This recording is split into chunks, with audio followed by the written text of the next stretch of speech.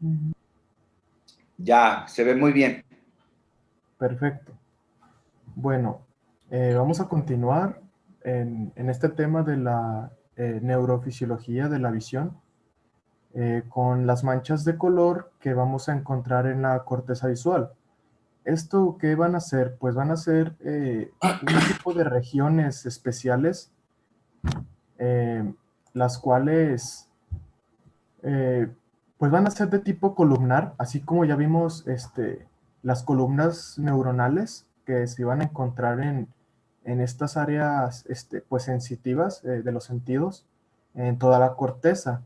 Estas manchas de color, estas columnas se llaman así porque pues van a recibir señales de forma lateral desde las columnas visuales adyacentes, es decir, las columnas neuronales que se encuentran junto a las manchas de color y estas se van a activar cuando reciben estímulos de color, de tal manera que pues van a constituir las zonas primarias por medio de las cuales se van a descifrar el color.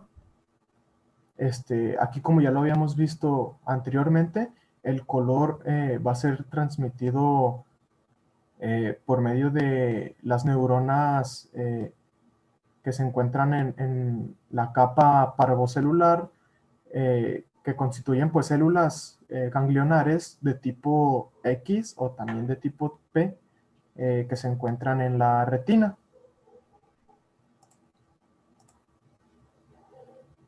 Ahora vamos a hablar de las interacciones que van a tener las señales que recibimos de la visión y que van a proceder de ambos ojos. En este caso, pues recordemos que las señales visuales se transmiten a través de capas neuronales independientes, eh, pues que llegan al núcleo geniculado lateral que se encuentra dorsal al tálamo. Entonces, ¿qué vamos a encontrar aquí? Pues que la actividad procedente de un ojo va a penetrar en las columnas de una banda sí y de otra no, de una sí y de otra no. De esta forma van a tener una disposición alterna y pues esto nos va a ayudar a integrar una sola imagen. Aquí pues va a tener un proceso de revisión en el cual pues los datos eh, observados sobre el grado de coincidencia de las imágenes de ambos ojos van a permitir que una persona pueda calcular la distancia del objeto que está viendo. Esto se describe mediante el mecanismo de estereopsia, que va a ser integrar las imágenes que nosotros vemos. Por ejemplo, nosotros tenemos una perspectiva con el ojo izquierdo y tenemos otra perspectiva con el ojo derecho. Y las Esas dos, fusionamos. Si así se es, fusionan en un esas área dos, determinada, punto focal, y eso va hasta la retina, y luego eso va hacia la corteza estriada, que está en el área visual primaria, pues la fusión nos va a poder dar esa imagen en 3D. ¿Sí? así es. Yo comento ese ejemplo de la corteza estriada, tiene muchos nombres, pero yo Ujú, siempre ahí en el salón de clases comento y les digo, tú ubicas cómo están hechas las paredes ahí de los salones, ujú. como por ladrillos pequeñitos, ¿no? ¿Sí? Sí, todas rayadas. Ándale, todas rayadas, no rayadas de grafiti, sino marcadas No, por cada uno de los cuadritos, ¿verdad? De los ladrillitos. Así sí. imagino yo que es nuestra corteza visual, estriada, así Ujú, marcada. Y entonces en esa pared grandota que tenemos atrás de donde proyectamos, vamos a ver que tenemos que vamos a imprimir como algunas impresoras muy antiguas que imprimían de puntitos y que ujú. imprimía de derecha a izquierda y luego bajaba y se oía de izquierda a derecha y luego se oía que cambiaba el renglón. Así es como imagino yo que nuestro ojo imprime la señal que estamos viendo y lo imprime lados temporales, periféricos, lados nasales cruzados, ¿sí, verdad? ¿Sí? Y va haciendo raya Sí, por raya y es la manera en que va a determinarse, así como tú lo dices, derechos con derechos, fusiones de las imágenes, ¿sí? Arriba y abajo, y así es como me imagino, por eso pongo ese ejemplo. Claro, nosotros podemos ver como una fotografía si solo percibiéramos con un ojo. Si ya hacemos la conjunción de los dos ojos y los sumamos, vamos a ver con sentido de profundidad las imágenes, ¿de acuerdo? Sí. ¿Sí? Bueno, adelante pues. Y bueno, ya nada más para que quede así claro, pues el término estereopsia es integrar todas las imágenes que percibimos en una sola y la cual va a estar en 3 dimensiones. Y al tener ya nosotros una imagen en 3 dimensiones, vamos a poder saber si ese objeto que estamos viendo está muy lejos o está cercano a nosotros. Y bien, vamos a encontrar, pues ya hablamos de ellas, las dos vías importantes para el análisis de la información visual, que ya habíamos revisado esta imagen. Podemos ver las flechas rojas y las flechas negras. En este caso, pues estas vías van a surgir de la corteza visual primaria y se van a extender hacia la corteza visual secundaria, y vamos a encontrar que las flechas negras van a ser la vía rápida de la posición y el movimiento, y las flechas rojas va a ser la vía de la exactitud del color. Vamos a analizar cada una. Primero, pues las flechas negras pues nos van a ayudar al análisis de la posición tridimensional, que es esto que ya acabamos de ver, la forma que va a tener el objeto y el movimiento. Es decir, que gracias a esta vía nosotros podemos saber dónde está cada objeto en cada instante. Y si vemos que tenemos una diferente percepción de ese objeto, porque digamos, escaneamos el objeto y lo vemos en un lado, y luego instantáneamente lo volvemos a analizar y ya está en otro lado, y luego posteriormente lo volvemos a analizar y está en otro lado, ¿qué señal vamos a recibir? Pues que este objeto que nosotros estamos viendo está en movimiento. Por eso cada vez que nos llega esa señal está en un diferente lugar. Aquí estos impulsos, que son las flechas negras, pues van a viajar hacia el área temporal media posterior y van a ascender hacia la corteza occipitoparietal.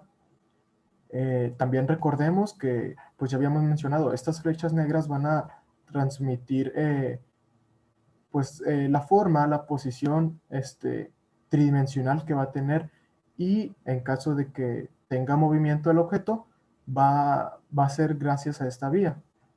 Pero pues también recordemos que como esta es una vía demasiado rápida, no transmite señales a color. Es decir, lo que nosotros recibimos solo va a ser a blanco y negro.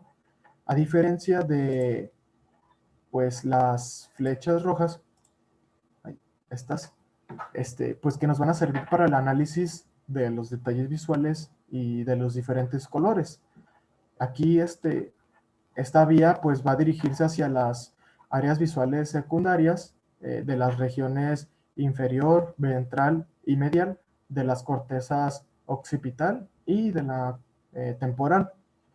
Aquí pues esta vía se encarga específicamente de analizar el color y que nos va a ayudar a hacer un trabajo de interpretación, es decir, identificar las letras de cualquier lectura que nosotros estemos haciendo, de identificar símbolos, de poder reconocer la textura de diferentes objetos. Si el objeto que nosotros estamos viendo tiene una textura rasposa, si es lisa, podemos distinguir la diferencia de los colores. No solo vemos color azul, color rojo, vemos azul fuerte, azul bajito. Podemos tener diferentes matices de los colores, y todo esto es gracias Entonces, a imaginemos esta las vía. cosas. Israel, imaginemos las cosas entonces.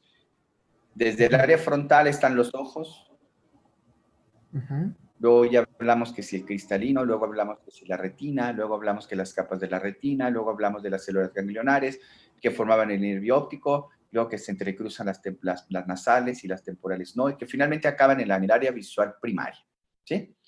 Ahí solo vemos lo que vemos, ¿sí? ¿Está claro hasta ahí? Parece una bobera, ¿va? Pero es que no es suficiente ver lo que vemos. ¿No sería mejor que le diéramos una interpretación a lo que vemos? Para poder interpretarlo, entonces hay que brincar a todas esas áreas visuales secundarias. Si son formas, si son ángulos, si se está moviendo, si es una foto, si es 3D, ¿sí? Si son colores, todo eso lo hace las áreas visuales secundarias. Imaginemos ahora las cosas. Nosotros lo que leemos, nosotros no guardamos letras de lo que leemos. A veces por eso batallamos en estudiar y en aprender. Porque si yo quiero grabarme solo los textos, no voy a generar memoria. Para que yo tenga un aprendizaje, necesito interpretar lo que estoy leyendo, ¿sí? Eso es lo que va a guardar, esas son imágenes de interpretación, es lo que guarda el cerebro, ¿sí? Un ejemplo muy importante, a lo mejor ya hasta lo platicamos. ¿Quién leyó los libros de Harry Potter? ¿Alguno de ellos? ¿Nadie del grupo leyó alguna vez un libro de Harry Potter? Sí, ¿Algún doctor, otro libro que hayan visto? ¿Quién yo? David. David. ¿Ya habíamos platicado esto, David? ¿Ya habíamos hecho esta pregunta? Sí, la clase pasada. Ok, ok. Entonces, ya sabemos, la película siempre va a ser mucho mejor, mucho menos, no, el libro va a ser mejor que la película por la interpretación de la cisura angular. Pero ahora imaginemos los problemas. ¿Qué pasaría si una persona desarrolla un evento vascular cerebral y se daña el área de reconocimiento de las caras? Él va a ver a la gente, pero no la va a conocer. Y es frecuente que pase, ¿eh? Yo constantemente veo eso en pacientes allí en el hospital, sobre todo en el sector salud donde hay muchos pacientes. El paciente dice, pues a lo mejor pueden hablar, porque no tienen dañada el área motora, ni el área de Broca, ni el área de la inteligencia, pero si tienen dañada el área de reconocimiento de caras, yo a veces en un interrogatorio dirigido busco ver hasta dónde están expandidas las señales o las áreas lesionales. Se oiga, ¿y quién lo cuida? Dijo, pues no, es esa señora, pero no sé quién es. Pues doctor, soy su esposa y tengo 20 años casada. ¿Y cómo que no sabe? Le digo, señora, existiera la posibilidad que tuviera dañada el área de reconocimiento de las caras. No es que no la quiera o no, si es que si esa área se daña, pues no la va a conocer. A veces no, el paciente no conoce ni su propia cara. Se ven en el espejo y dicen, pues no sé quién será. ¿Vale? La lesión que se presente generará las manifestaciones neurológicas. Todo esto que vemos en neuro, el día que ya pueden ir a ver pacientes, se van a asombrar de ver que el paciente tiene el problema que leímos y pues el paciente no tiene la vía visual, pero si la vía no, él no va a saber cuáles son las áreas dañadas, pero uno lo puede entender claramente y decir, mire, todavía no tenemos una tomografía porque es el estudio de imagen ideal, pero por clínica su familiar tiene una lesión de las cisuras centrales atrás porque no tiene sensibilidad. Además, no está demenciado, no conoce, no entiende órdenes, no está interpretando lo que yo le pregunto. Quiere decir que la lesión no solo está en las áreas sensoriales somática 1 y 2, sino que se extiende hacia atrás a la región peritoccipitotemporal, ahí está el área de Wernicke. Entonces es una lesión extensa hacia atrás, y si aparte no tiene movilidad de mi cuerpo lesionado, probablemente entonces la lesión vaya hacia adelante de la cisura central, hacia áreas motoras, y, y etcétera, etcétera. Solo podemos establecer un diagnóstico anatómico por la semiología de neuro, ¿de acuerdo? Entonces, léanlo, está bien padre. Esto es cuestión de luego de que lo aterricen en el día de mañana, cuando ya podamos ir a los hospitales, ¿ok? Adelante, pues.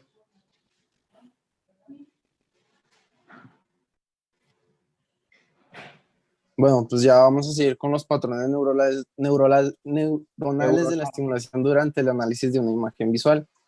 Sí, le das al siguiente, por favor. Y vamos a ver primero el análisis de los contrastes de una imagen visual. Y en el libro nos menciona que, por ejemplo, si una persona está mirando una pared lisa, van a estar estimuladas nada más unas pocas neuronas de la corteza visual primaria, ¿sí? Sin importarle la iluminación sí, o sea, si hay poca iluminación o mucha. Entonces nos hace la pregunta de qué detecta la corteza visual primaria.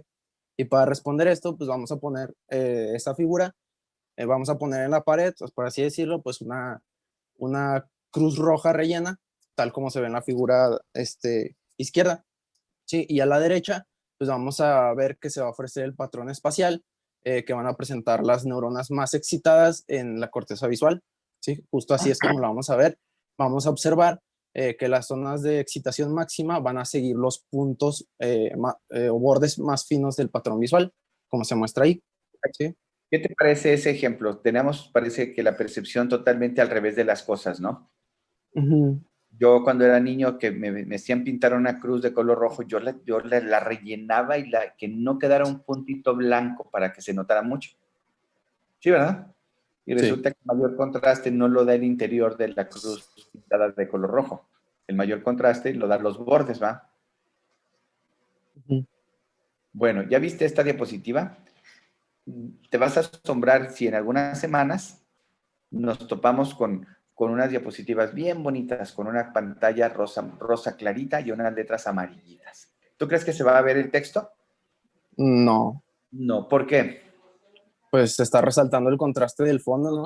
No tiene No, contraste. pues no tiene contraste. Al contraste, sí, Rosita pues sí, no se con ve. amarillito, no tiene un área que delimite el contraste. Entonces, ¿vamos a ver la diapositiva? No. Y entonces el primer comentario mío, siempre, porque siempre pasa, ¿eh? Bueno, ¿qué no veniste a esta clase o no entendimos? Necesitamos tener una pantalla de un color con un contraste totalmente diferente. Ahora empezamos a analizar cómo cuando ustedes estaban en primaria, ¿de qué color eran los pizarrones? Verdes, ¿no? ¿No les tocó?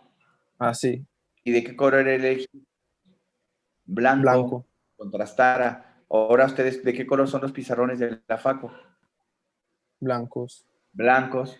No, ya no hay gis, ni un pintarrón blanco, ni un plumón, ¿verdad? Ahora de qué, ahora son negros, son azules, oscuros, ¿sí, verdad? Para que haya contraste. ¿Sí? Es más, el ejemplo más claro lo vemos en la diapositiva. ¿Sí? La pantalla blanca, claro, cualquier cosa le va a Ujú. contrastar, menos colores pasteles, ¿verdad? Ok, órale, pues adelante.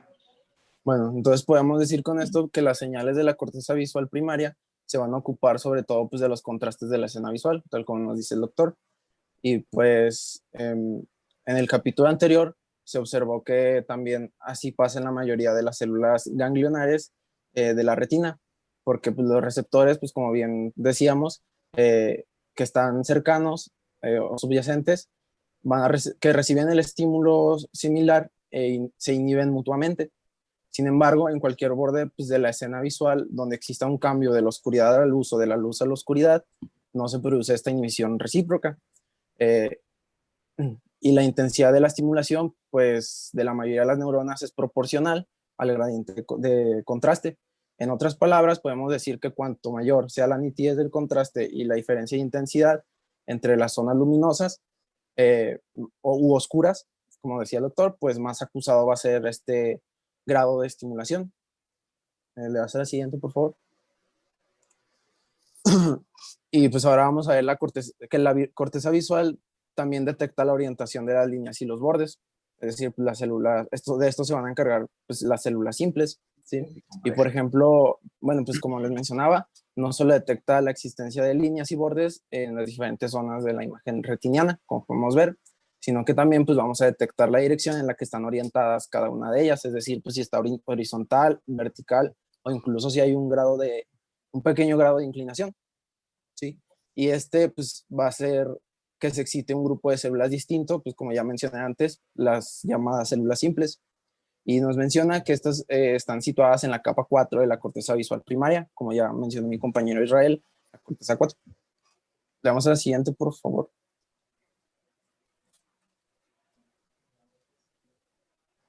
Bueno, ahora pues vamos a ver la detección de la orientación lineal cuando una línea se va a desplazar en sentido lateral o vertical a lo largo del campo visual.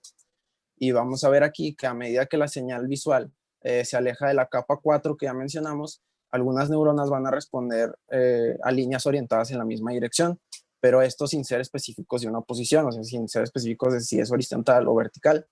Y nos menciona que incluso si recorre por el campo visual una distancia moderada en sentido lateral o vertical, estas mismas células o neuronas que son muy poco abundantes van a seguir estimuladas si la línea conserva la misma dirección. O sea, si sigue la misma dirección, estas células van a seguir excitadas y estas células reciben el nombre de células complejas.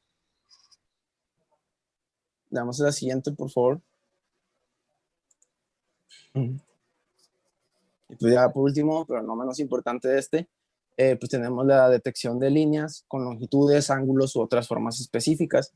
Y aquí vamos a ver que algunas neuronas de la capa más externa de las columnas visuales no se estimulan más que por líneas o bordes con una longitud o una forma o un ángulo específico. Y estas neuronas lo que van a detectar pues van a ser órdenes aún más elevados de información procedentes pues, de la escena visual que se nos presenta. Por ejemplo, les puse esta imagen que si yo les digo pues que es la típica imagen de observa los 10 rostros de la imagen. Entonces, de primeras, lo que ve nuestra corteza visual primaria pues es un árbol, pero ya a medida que nos vamos fijando más y vemos que son 10 rostros, pues vamos a ver que pues vamos a estar buscando cada uno. Es aquí pues cuando actúan pues lo que les acabo de mencionar, ¿sí? Entonces, a medida que uno asciende dentro de la vía analítica de la corteza visual, se van a descifrar cada vez más características pues, de la escena visual, ¿sí? Continuamos. Bueno, y ahora vamos a ver la detección del color. Y nos menciona que el color se detecta básicamente por el mismo procedimiento que las líneas, es decir, mediante el contraste. Por ejemplo, pues una zona roja va a quedar contrastada frente a una verde, una azul contra una roja, una verde contra una amarilla, ¿sí? Y se piensa que este contraste en el blanco es responsable del fenómeno que llaman constancia de color, ¿sí? Y cuando cuando un color o un haz de iluminación cambia, también lo hace el del blanco, ¿sí? Tal como estamos mencionando. Entonces, si el cerebro va a interpretar el rojo como rojo, aun cuando la iluminación haya modificado el color Haya que... poca luz. Sí, Pues así creo que se le es. trabó, doctor. ¿Lo puede repetir, ¿Se por te favor? trabó? No, no sé si los Sí. demás lo escucharon trabado, pero yo lo escuché trabado. Que el rojo va a ser rojo, así estés debajo del sol o en la oscuridad. La longitud de onda del rojo es persistente, es la misma, sin importar la intensidad de luz. ¿Sí? ¿Está claro? Sí. Sí. Ok. Fíjense, por poner un ejemplo, esas cámaras antiguas de no hace tantos años, de hace 30 años, tenía que poner un rollo. Ya les platiqué un poco, o no hemos platicado. ¿Sí hemos platicado de eso? Creo que un poco sí. A esas cámaras se les ponía un rollo. El rollo ibas y lo comprabas a la Soriana, le ponías el rollo y entonces la cámara tenía, el rollo te decía, si usted compró este rollo de alta definición y muy caro y muy fino y muy bueno, usted te necesita programar para que sus fotos salgan bien bonitas y claras. El diafragma de la cámara tiene que tener tanta apertura. El tiempo de exposición de la apertura del lente hacia lo que usted quiere de tomar fotos, si es de día es de tantos milisegundos y si es de noche de tantos milisegundos. Todo eso tenía que pasar. Y después de que te acababas el rollo, tenías que quitarlo y meterlo en su envase, que era un envase negro con una tapa gris oscura, y para que no le entrara la luz. Y había que llevarlo a revelar pronto. ¿Tú te imaginas cómo estaba formado ese rollo? Ese rollo estaba formado de 3 películas de los 3 colores básicos. Se abría el diafragma, se exponía a la luz y entonces esas 3 películas de diferente color se oxidaban de acuerdo al color que era, o si era blanco y negro, si era azul o era verde, y de esa manera se generaban las fotografías. Si la apertura de lentes, si el tiempo de exposición, si tenía un flash, de repente salían las fotos y decías, bueno, es que yo no me acuerdo de esa camisa moradita que traía, dice, estoy haciendo memoria, y no, era una camisa blanca, no era morada, pero los diafragmas, el tiempo de exposición a la luz, generaba que no hubiera esa constancia de color. Sí. Si nosotros nos fuéramos mañana todos a un antro de esos que todavía que ya los empiezan a abrir y hubiera muchas luces estroboscópicas de colores y tú trajeras una camisa blanca, A lo mejor en una semana más, si te la vuelves a repetir, la camisa puesta, yo te diría, esa era la que llevabas el día que fuimos todos al antro. Dice, doctor, ¿cómo la vio si estaba muy oscuro y solo había luces intermitentes? Dice, sí, pero la constancia del color blanco de tu camisa a mí se me quedó grabada en mi corteza cerebral. Y si fuera morada y aunque fuera por las luces verdes, también. ¿De acuerdo? El color de la playera genera una longitud de onda que finalmente es lo que va uno interpretando, ¿sí? ¿Está claro la explicación? Sí. Muy bien, adelante. Bueno, y pues podemos decir que el mecanismo para analizar el contraste del color va a depender del hecho de que de que los tonos de contraste, llamados colores contrarios, pues existen células neuronales específicas. Y pues se supone que las células simples van a detectar los primeros detalles para el contraste de color, mientras que los más complicados pues están a cargo de las células complejas e hipercomplejas. ¿Le haces el siguiente, por favor, Israel? Bueno, y pues ahora vamos a ver los campos visuales. Y nos menciona que un campo visual es la zona de visión observada por un ojo en un instante dado. Y esta región percibida por el lado... ¿Cómo? Sí, adelante, adelante. Ah, sí. Pues nos menciona que hay dos regiones. Una primera que es la región percibida por el lado nasal y pues se llama campo visual nasal. Y otra que llega del lado lateral o campo visual temporal, ¿sí? Y para diagnosticar una ceguera en una porción específica de la retina se cartografía el campo visual de cada ojo mediante un procedimiento llamado campimetría. Lo podemos observar en la... ¿Cómo? Tú ya tienes un campímetro para ir a propedéutica a ver si los pacientes tienen problemas en los campos visuales. No lo sé. Pues sí. Sí, doctor, todos tenemos uno. Mira, ¿ya viste el mío? Ah, sí, el dedo. Pues sí. Claro, sí.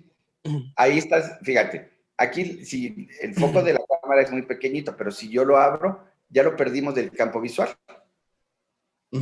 Haz de cuenta que tú eres el paciente, estás en la cámara y yo te digo, señor, voy a acercarle mi dedo desde la periferia y lo voy a ir acercando. Quiero que me diga en qué momento usted ve la imagen de mi dedo proyectada en su ojo. ¿Todavía ya la ves? No, pues por la cámara no. Ahí sí.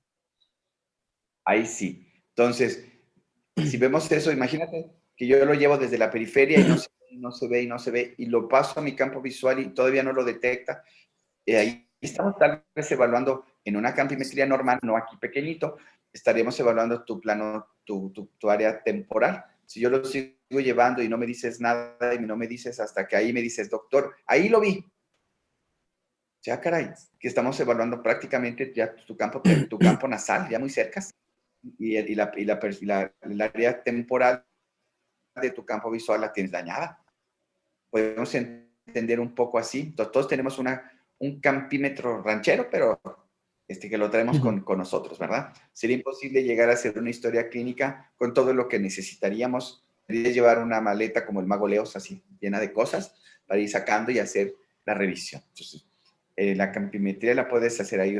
Véame fijamente hacia la nariz, a un punto de mi cara, y le vas acercando tu campimetría para poder evaluar. Lo importante no es tener un campímetro profesional, es que tú entiendas lo que está pasando, ¿sí? Si el paciente tiene una hemianopsia homónima, pues le vas a acercar tu campímetro hacia el lado temporal y no lo va a ver. Si tiene un tumor en el quiasma óptico, en hipófisis que le está comprimiendo, pues entonces podría tener una visión tubular, y las diferentes hemianopsias que hay, tiene una visión tubular y no ve más que sus campos nasales y no ve los temporales, ¿sí? Todo eso lo puedes saber con dos cosas muy importantes. Con tu campímetro y siendo muy open mind, con un cerebro lleno de información, ¿no? Una mente muy abierta, con mucha información, eso va a ser lo importante. ¿Ok? Sí. El campímetro ya lo tienes, lo otro hay que entrenar. Todos los días hay que leer algo. ¿Ok? Sí. Adelante, pues. Bueno, y pues como mencionaba el doctor, pues esta cartografía se va a realizar haciendo que el individuo pues mire con un ojo hacia un punto central, como pues nos mencionaba, los dedos o las manos, y los vamos a situar justo delante de él, no tan cerca para pues no estorbar en la visión, pero a una distancia moderada, para que pues tanto los campos visuales nasales como los temporales pues no se vean, pues no se dañen. Y pues vamos, bueno, después de esto pues vamos a desplazar el foco del uso del objeto a pequeñas dimensiones, tal como nos señalaba el doctor, hacia adelante y hacia atrás, y le vamos a preguntar a la persona cuándo puede verlos y cuándo no. Y pues simplemente regresando un poquito a la diapositiva anterior, pues la cartografía que se nos mostraba era del ojo izquierdo, ¿sí? Y pues se traza así.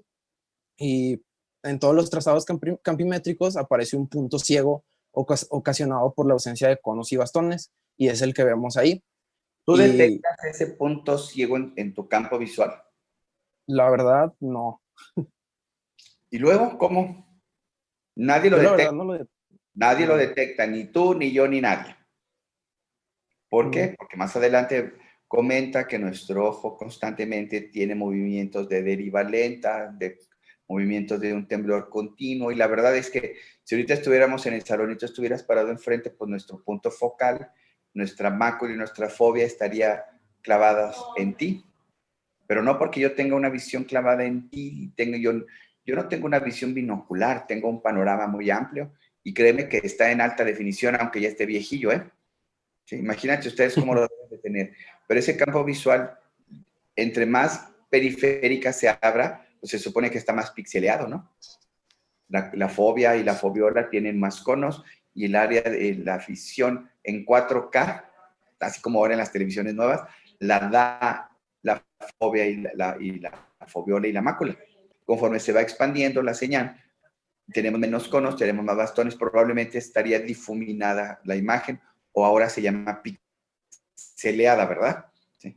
Pero como constantemente mi mácula y mi fobia están moviéndose sobre el campo visual, pues eso me amplía una visión de alta definición. Y lo demás, ¿sabes qué hace nuestro ojo? Lo colorea y hace un promedio de alta definición. Y entonces tenemos una visión muy buena desde un lado hasta el otro. Por eso no ves tú tu punto ciego, ¿eh? Ni lo vemos nadie, ¿va? Adelante. Bueno, le damos a lo siguiente, por favor. Bueno, pues en el libro nos menciona dos anomalías en el campo visual, que son los escotomas y la retinitis pigmentaria. Sí, y en los escotomas lo que va a pasar es que, bueno, son puntos ciegos que se encuentran en porciones del campo visual diferentes al área del disco óptico, o sea, a las que les mencioné anteriormente. Y aquí pues sí vamos a ver el punto ciego que se ve en la imagen de abajo. Sí, es la imagen de abajo. Y pues nos menciona que estos están causados a menudo por el daño del nervio óptico como consecuencia de un glaucoma, como reacciones alérgicas a nivel de la retina, o procesos tóxicos como saturnismo, o por consumo excesivo del tabaco. Claro. El saturnismo es una intoxicación por plomo de forma crónica, porque si te intoxicas por plomo de forma aguda, no vas a ver nada, porque pues, es un plomazo, es un balazo, y a lo mejor hasta te mueres, pero eso nada tiene que ver con la clase. ¿De acuerdo? Adelante. Así es. Y pues por otro lado tenemos la retinitis pigmentaria, que en esta pues ciertas porciones de la retina se van a degenerar, y en estas zonas degeneradas se va a depositar un exceso de pigmento, de melanina, como podemos ver en la imagen de arriba, y así se va a ver, así va a ver una persona con retinitis pigmentaria. Le hace el siguiente, por favor. Y bueno, pues ahora vamos a ver los efectos de las lesiones de la vía óptica sobre los campos visuales. Y estos ocurren por la destrucción pues, de todo el nervio óptico, y va a originar una ceguera en el ojo afectado. Tenemos de dos tipos, la hemianopsia bitemporal y la hemianopsia homónima, como menciona el doctor. Primero vamos a ver la hemianopsia bitemporal, si el trastorno afecta el quiasma, si el trastorno que afecta el quiasma óptico impide el cruce de los impulsos que proceden de la mitad nasal de cada retina y van dirigidos hacia el tracto óptico del lado opuesto, nos va a generar que la persona quede ciega en el campo temporal de cada ojo, justo como se ve ahí en la campimetría. ¿Sí?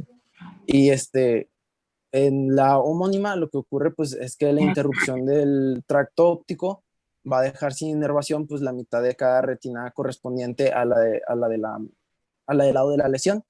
Y como consecuencia de esta, pues ningún ojo va a ser capaz de ver los objetos que estén situados en el lado opuesto de la cabeza. Le das a la siguiente, por favor. Bueno, pues ahora vamos a ver los movimientos oculares y su control. Y para sacar pues todo el partido de las capacidades visuales de los ojos, el sistema de control cerebral que está encargado de dirigirlos hacia un objeto, bueno, hacia el objeto que queremos ver, tiene pues mucha importancia, ¿sí? Y pues vamos a ver que estos movimientos nos lo dan los siguientes músculos que podemos ver en la diapositiva. Primero van a ser los rectos medial y lateral, que estos nos van a contraer los músculos para desplazar los ojos de un lado hacia otro. Después tenemos los rectos superior e inferior, que lo que van a hacer va a ser mover el ojo hacia arriba y hacia abajo, ¿sí? Y por último, pues los oblicuos superior e inferior, y estos van a intervenir en la rotación de los globos oculares con el fin de mantener los campos visuales en posición vertical. Vamos al siguiente, por favor.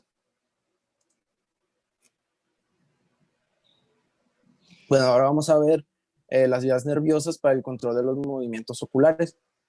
Si y en esta misma... Hasta ahí le vamos a parar, ya se va a acabar esto. Ok. Sí, estoy bien. Dios quiere, terminamos este tema mañana y le seguimos con el siguiente tema, ¿de acuerdo? Sí. Sí, doctor. Sí, doctor. Gracias.